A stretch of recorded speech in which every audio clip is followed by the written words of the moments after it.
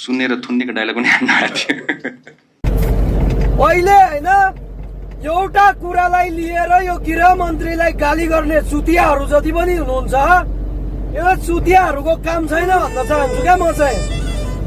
गृह मन्त्रीले ठिकै त भने हो त अनि तिमी मुजीहरूलाई 4 महिनामा चाहिएको, 4 महिनामा रिजल्ट चाहिएको, 4 महिनामा विकासको पुरा ब्लास्टिङ हुनुपर्ने नेपालमा 4 महिनाभित्र पुरा देश काया पलट चाहिएको कि 4 महिनामा देश पुरा सिङ्गापुर बनेको चाहिएको?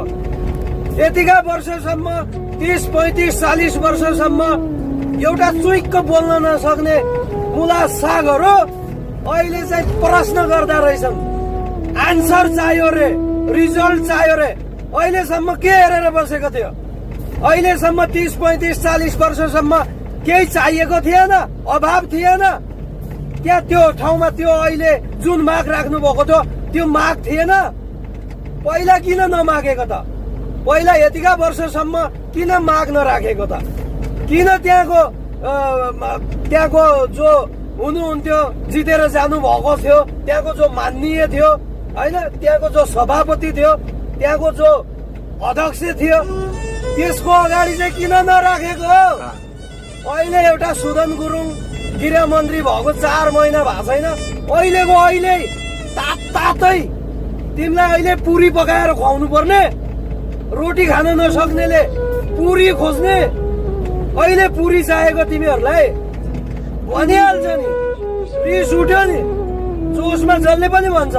त्यो ठाउँमा जोसुकै भएको भए पनि भन्ने दिने आन्सर भनेकै त्यही हो। तिमीहरूलाई 4 महिनामा काया पलट चाहिएको, 4 महिनाभित्रै तिमीलाई अहिलेको अहिले हातको हात चाहिएको। तिमीहरूको भोट लैजाऊ, म सक्दिनँ, ठिकै भनेको हो त यार। कम्प्युटरबाट डाउनलोड गर्नको लागि पनि थोरै टाइम लाग्छ क्या?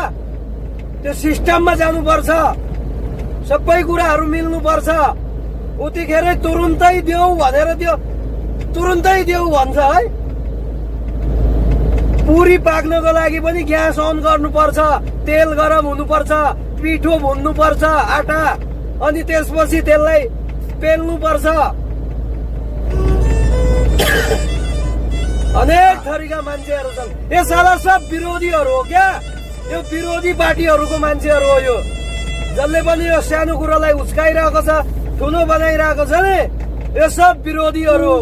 अब केही गरी सिप लागेन, अब कहीँबाट सिप लागेन, अब के गर्नु त? माग देऊ भनेर त जिद्दी गर्नु पर्यो, बच्चा बच्चीको जस्तो जिद्दी गर्नु पर्यो नि।